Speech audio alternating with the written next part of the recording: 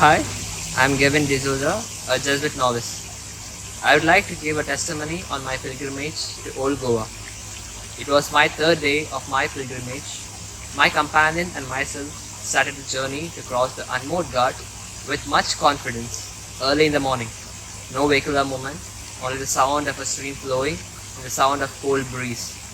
Automatically, when I left the checkpost, a fear struck because it was pitch dark, but only faith that guarded throughout my pilgrimage was reciting rosary together. So my companion and myself started reciting rosary. When we finished reciting rosary, to my side I saw a truck standing